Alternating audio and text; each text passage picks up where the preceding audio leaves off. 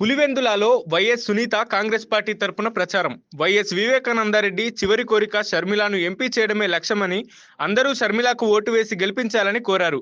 పులివెందుల్లోని వినాయక స్వామి గుడి వద్ద ప్రత్యేక పూజలు నిర్వహించిన అనంతరం మెయిన్ రోడ్ వెంబడి ఆమె ప్రచారం నిర్వహించారు. ఆమె వెంట కాంగ్రెస్ పార్టీ నాయకులు తులసిరెడ్డి, శ్రీనివాస్ రెడ్డి, కాంగ్రెస్ పార్టీ కార్యకర్తలు ఇందులో పాల్గొన్నారు. పులివెందుల్లో డోర్ టు డోర్ క్యాంపెయిన్ మొదలు పెట్టాము.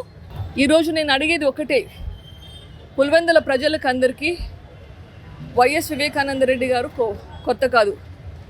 మన వివేకం సార్కు అన్యాయం జరిగింది. అతి దారుణంగా, కిరాతకంగా హత్య చేయబడ్డారు. గొడ్డలతో కొట్టి నరికి చంపారు. 5 సంవత్సరాలు అయింది, ఇంకా న్యాయం జరగలేదు.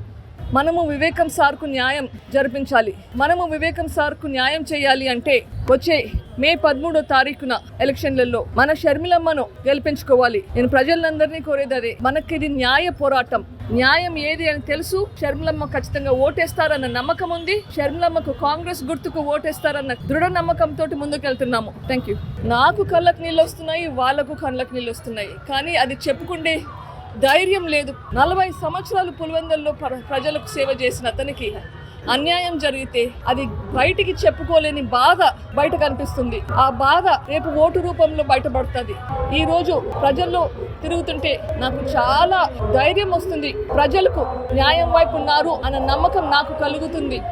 రోజుకి ఇంకా ప్రేమ, ఆప్యాయత ఇంకా బయట ఎక్కువ కనిపిస్తుంది అన్న నమ్మకం ఉంది.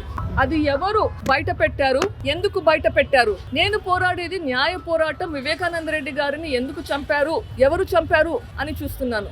అది బయట పెట్టిన వాళ్ళు ఆయనను అవమానించడానికి ప్రయత్నిస్తున్నారు. చనిపోయిన అతను దానికి సంజాయిషి చెప్పుకోలేని పరిస్థితుల్లో అతన్ని అవమానించే పరిస్థితికి తెస్తున్న వాళ్ళకి ప్రజలే సరిగ్గా బుద్ధి చెప్తారు.